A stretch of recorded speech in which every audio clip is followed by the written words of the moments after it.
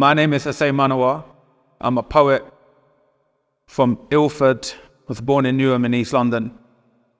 And I'm the author of the Sunday Times bestseller, Life is Sad and Beautiful. And also the curator of the anthology, I Wanted to Quit Too. My name is Morrisson. I'm an artist, rapper from East London, Newham. I don't really know where to begin. Probably August 31st, 2017 was the night that my mum suddenly passed. And grief comes with no warning. It doesn't tell you. Even though I felt like she was always trying to make me aware that she wasn't going to be here forever. But you know what, Morrisson? The day I lost my mum, I lost my life as I knew it. And I was sat there on my desk, out of my family home, and I remember writing, I wanted to quit. And it was that moment that I think set me off. Yeah, so quitting. There's been plenty of times where I wanted to quit. A lot of things happen in our lives that bring us to that point of wanting to quit.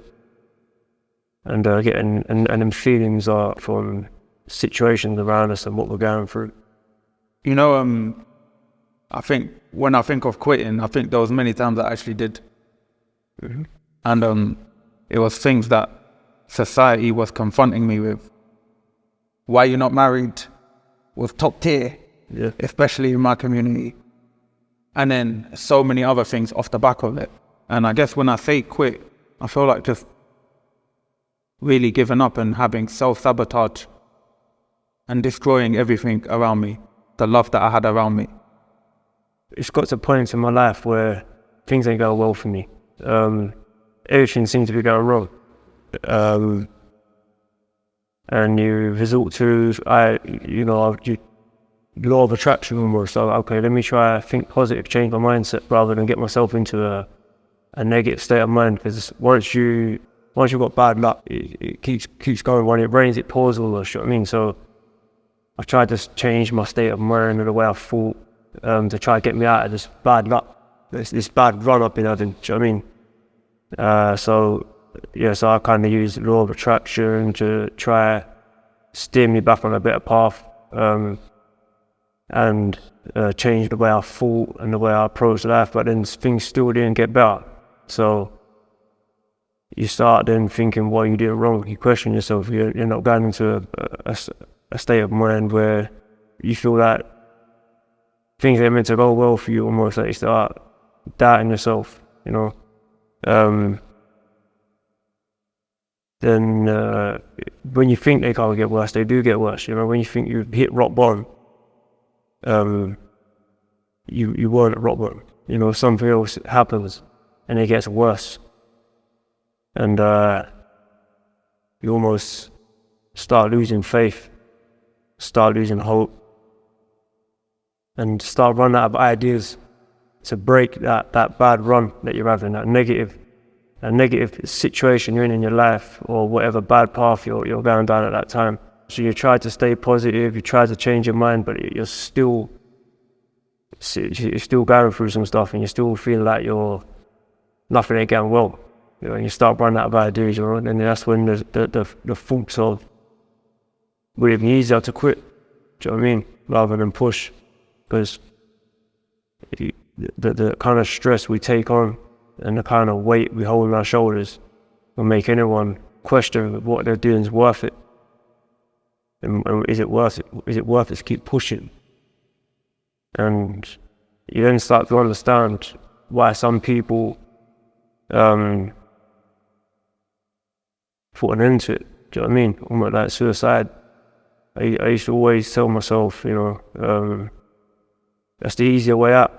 You know, I've never, when you hear of someone that's committed suicide, you think right, that you've took the easier option, the easier route.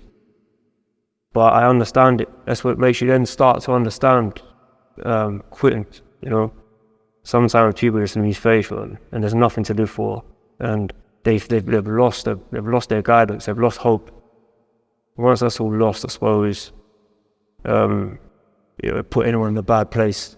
So what I kind of done in them situations is looked at what I have to live for, you know, my family, my people around me. Because if I let life break me, and let life defeat me, I've let a lot of people down, not just myself, but I'll be letting down my family, my kids, my friends, you know. We're not allowed to be weak. You know, me personally, I've never been allowed to be weak, or I've never been allowed to quit. I've never been able to roll over and fall up in a ball and just, you know, give up. Because the situation I'm in, I have to keep going. Do you know what I mean? I have to keep pushing. I have to find a way. Because if I don't, I'll be letting down a lot of people. Do you know what I mean? So I can't just think of myself. So yeah. That was really powerful. And I think I can't really add much to that, Morrisson, being honest with you. Having got to know you over these past few weeks and months, we've been on a journey, and I feel like every time we talk, there's so much more I'm learning. And that brings us to this book. And it's an honor to have you in this book. It's a big blessing. It's an honor to be in the book. I remember first hearing this story, and I don't want to read it. I don't want to recite it. And if you would, I would love to invite you to read your piece. Paul.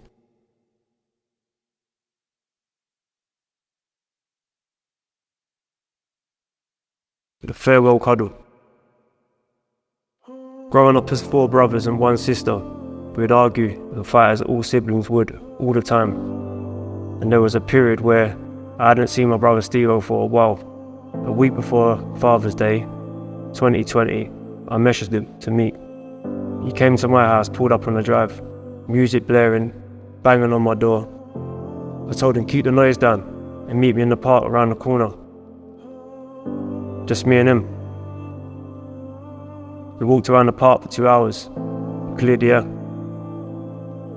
We got everything off our chest.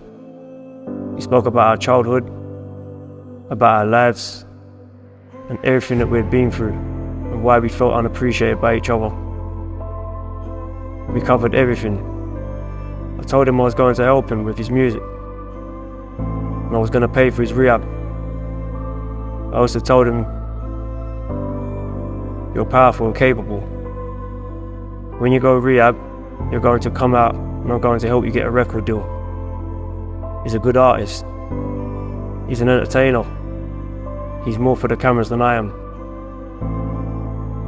We laughed and joked together. All the stuff that had bothered us in the past had gone, and we was just brothers again. The day I went to see my dad, it was Father's Day, and I went over to his house, and Stevo was there on a mad one. We was having a little catch-up, having a laugh, having a joke, getting along really well. He was winding my dad up. He took the phone and started filming. He took my phone and started filming. And he filmed us all together. He recorded the whole thing. He gave me the phone back and said he's going to go now. And he gave me a cuddle. And that felt like the farewell cuddle. I didn't like it. I didn't understand it. It felt different to any other time. As someone who's very spiritual and in tune, I still question why I didn't say something. But at the same time, I didn't want to say it and put them thoughts into the universe. A day or 2 later, Stevo's life was sadly taken. He was excited about music. He spoke about everything, about our childhood, the good, the bad, his ideas, and what he wanted to do. He wanted us to buy land and get a house with gates, to get away from the world that was trying to hurt us. I used to tell him that's never going to happen. We'd all argue. He said, trust me, John, we'll get all the bikes in there, shut ourselves off from the world, away from the matrix. Back to that moment in the park, we was in the field with trees. There was no one listening, just us and nature. He had a pack of Haribos with him. he had always had a pack of Haribos with him. We came to an agreement regarding his future. Wicked idea, John. Later that evening, he called me on FaceTime and he made us sing a song together. It was the theme song from Fever that was on repeat when we was kids. And he told me to sing it with him together on FaceTime. And one of the lyrics was being, "It wasn't easy." And as sad as it is, I'm happy I got to make peace with my brother.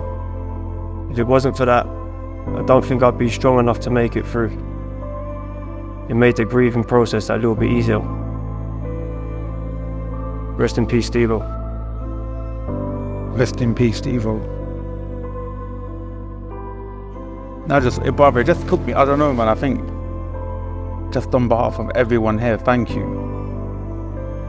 Like, Thank you, bro. your words are gonna help a lot of people. A lot of people. And I know you wouldn't normally do something like this. So thank you for doing that. From my bro, love, man. Thank you, Morrisson, for sharing your story, taking us into the park and the fields.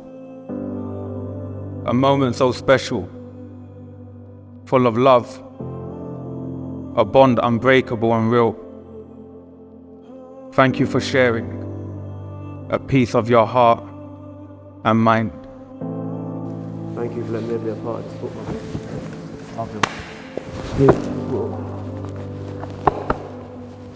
God bless you, man. You too.